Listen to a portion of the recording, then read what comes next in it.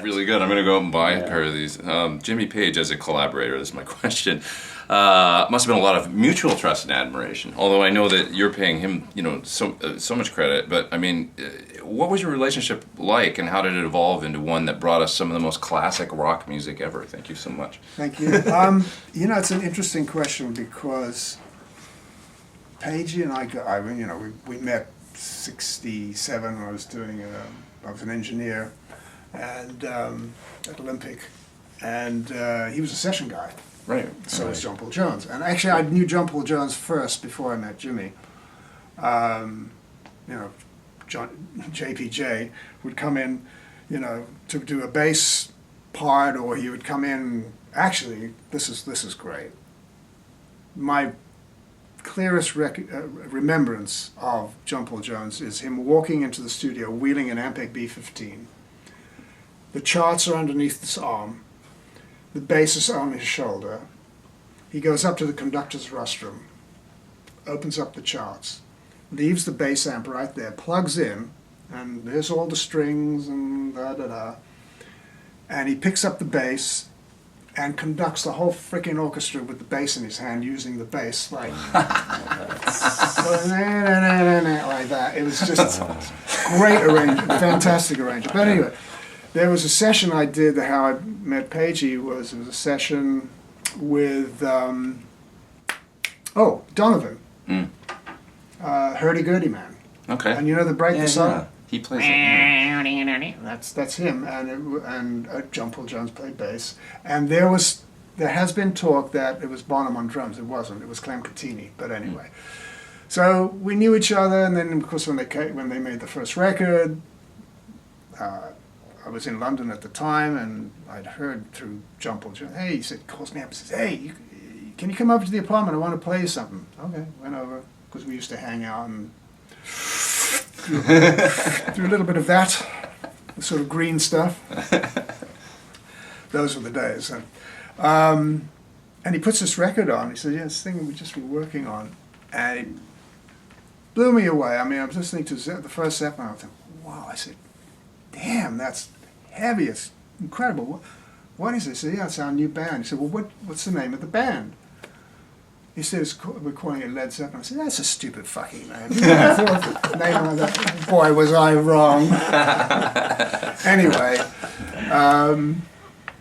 so cut to 1969. This is when the Zeppelin thing started and all of that. Get the call from the office, as I said, and it was a mutual sort of admiration thing.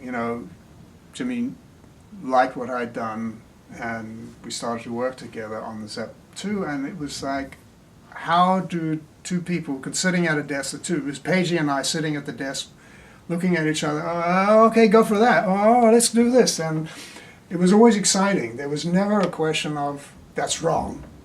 It's, what can you do to make it better? What can you do to wind it up a bit more, And you have to be on your bloody toes and think ahead, because the thoughts are coming so fast. Right. Wow. Yeah. It's like an improvisation. Yeah.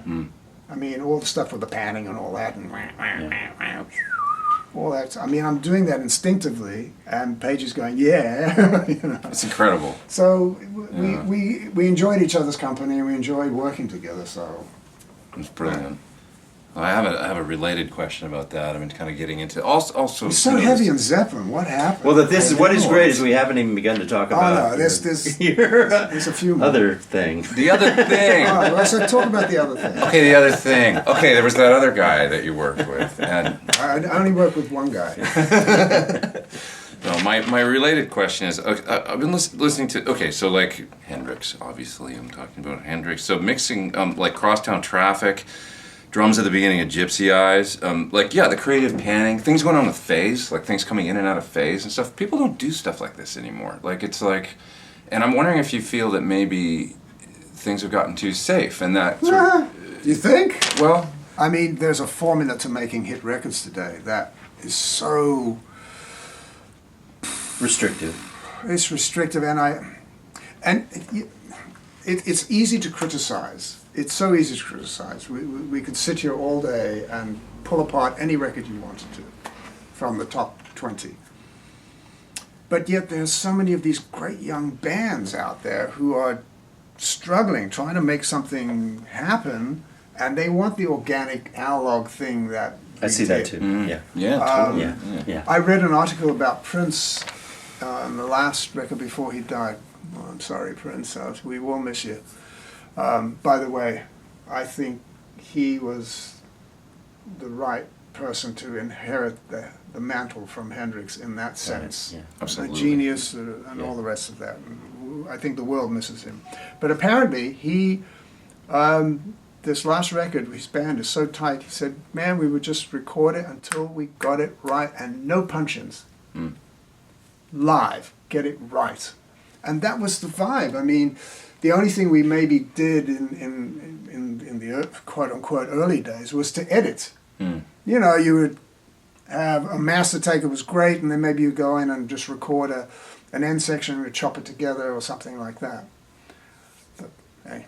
You would do like one on Are You Experienced? There would be like one guitar overdub, right, in certain spots. It seems like, but just one. Yeah. But then not all the time. Just No. one once in a while. Well, you imagine I don't know how that you did that. the Hendrix stuff is 4-track, right? The first 2 albums, anyway. So you, by Axis, you got stereo drums, bass, and guitar.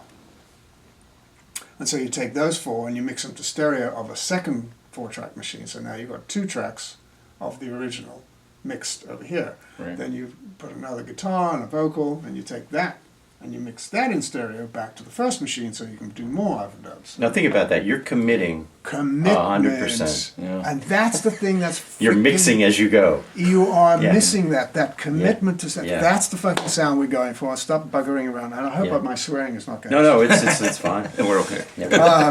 We'll keep all of it. You're making a commitment to the sound that you're hearing as you're reacting to the sound, and I still do that to this day. I commit to the sound. I know what I'm hearing in my head is hoping that something that the producer, myself if I'm the producer, or if I'm working with a producer, or if I'm working with a band, that they love. Usually they do. And I saw you do that with the microphones. There was a 5 or 7 or 8 minute hunt for a sound, and then once that was done. Moving on. Move on. Right. Yeah. Amazing. So a lot of these things, like when you were collapsing tracks down and things like that, were you doing some of those creative mixing things on the fly that you had to kind of commit to, like the panning and the? Well, excuse me. Let me rephrase my nod to that. No, here's what we were committing to. Absolutely committing to EQ. Absolutely committing to compression and committing to reverb. Wow. On the original take, you can hear it all over the place. Snare with a reverb with a slap on it. Yeah. All printed. But what was left was room to roam and move shit around. That was in the final mix. And more compression, and more delays, and more this and more that and whatever. Yeah. But essentially it was done. I just had to sort of put it into perspective. I mean, the Beatles are doing the same thing, you know. Well, it's just incredibly creative. I mean, it was kind of being invented. You invented this stuff at the time, and you were a big part of that. And it's just fascinating to me how creative and expressive the whole, it's like these days everybody commits to stereo drums, and you pan the hi-hat over here or whatever, and it's like hard pan guitars and things like that. And there's these things that have become normal. But you guys were just like... We were not normal. Yeah, there was no rule. And it's I mean, so Chas creative. Chandler said to us the greatest thing he ever, I think, came up with for us. It was opening the doors. He said, "The rules are there are no rules," and we said, "Okay, I Amazing. got it." That's a challenge too. And That's a then- challenge. Whatever we needed to do to make Jimmy sound Yeah. better, bigger, Yeah. different, crazier, more screwed up, great. So, oh man, we would go nuts. We would go, let's put some more tape around the capstan, and let's see if it'll be weird if it's like off center. So here we have a little piece of tape going by this head now. Here's the capstan on the machine that's driving the tape, and it's like wobbly. So when you go into record and you're listening to the reverb, it's going. It sounds like, oh man, Jimmy would laugh his ass. He'd fall on the floor and laugh. Because we'd do shit and he'd just go, I don't know what you guys are doing, but he would dig it. But he would say to me, hey man, can I have some of that green like that? I want that green sound. Oh, okay, Jimmy. I don't know what he meant. We meant reverb. Wow. Hey man, like like brown or like red. No man, I want red. No, I want purple. Oh, okay, Jimmy. I know what you mean. Because he would describe sounds as colors. Amazing. And I eventually got to understand what he was talking about. Wow. It's probably documented, but the sound on Little Wing, is that a Marshall? Yes. Just cleaned up? Marshalls weren't all that distorted. I have clean. It's my Marshalls are clean, my old ones. It's So. Jimmy doing Just this, doing this, yeah, pulling the right. volume Yeah. back and then just knowing where to stomp on the damn thing. Was it often Marshalls? Because I mean, I've heard a lot of rumors that he used Fenders a lot in the studio, and then Marshalls. There were times in the record plant in New York when we did Voodoo Child. I read today Yeah. that it was a Showman. It's a Showman. Sorry to. Yeah, the big ass Showman Yeah. with the Yeah. I don't know, it was about this yay high the speaker camera with what, 8 tens. 8 in it? tenths, that's what I read, yeah. Wow, how interesting. Yeah. And you can yeah. hear it, the opening riff, and you can hear the thing reverberate around the whole studio. Well, you know how that happened, right? How he recorded that. How? So, the club that he would visit. All right, so this is the grid, right? Here's 8th Avenue. Here's 44th Street here in New York City, right? 2 blocks up on 8th Avenue on 46th Street was a club called The Scene. Okay. And this is where Jimmy used to go and jam. Now, he'd have the studio booked for 7:30, 8 o'clock. We're looking at the watch. Not 9, 10, 11, 12. So he doesn't come back into the studio until like 12. But what is he doing? He's researching and checking shit out. So the Scene was a great place. Jimmy would jam there. He felt comfortable there. The maitre d' knew him very well, and the maitre d' ended up being the guy who had finally managed Electric Lady Studios a year or so later. Yeah, Jim Marin. Right. So Jimmy's in there jamming. Now, what is he doing? He's checking out all the musicians who are in town who are coming in to jam and show off and blah blah blah. And he would take Noel's bass and flip it upside. Pictures of Jimmy playing Noel's bass upside down, or he'd bring his guitar and just plug in and jam. So on this particular night, he was trying to figure. I know for weeks he'd been planning how to record this song, and he would use a big yellow legal pad. And his notes were meticulous. The mood, the vibe, the chord sequence, who's playing what the drums are doing, it was all written down. Wow. And he said, so there was a lot of planning involved. So finally, on this one particular night at the Scene, Steve Winwood's there, Jack Cassidy's there. Yeah. So we have everything set up. We're in the record plant. You know, we've got like 4 hours to set up. It's dialed in.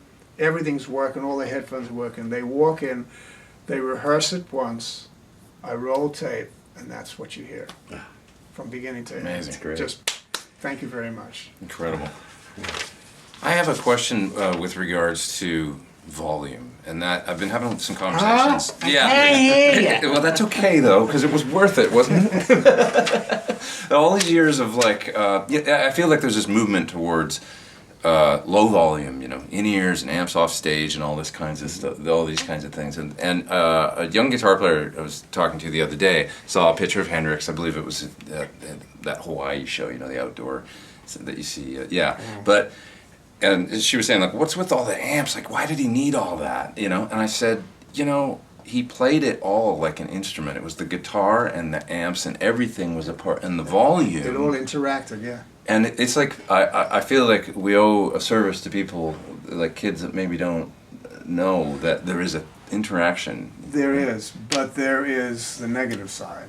Sure. You got, I mean... I should be deaf at this point because I used to play in front of 2 Marshalls turned up all the way. And there is nothing more powerful than what you feel in your chest when you're playing a single note through Marshalls. It's the most powerful feeling there is. You know it. Right. It moves, Yeah, moves but everybody. there is a toll.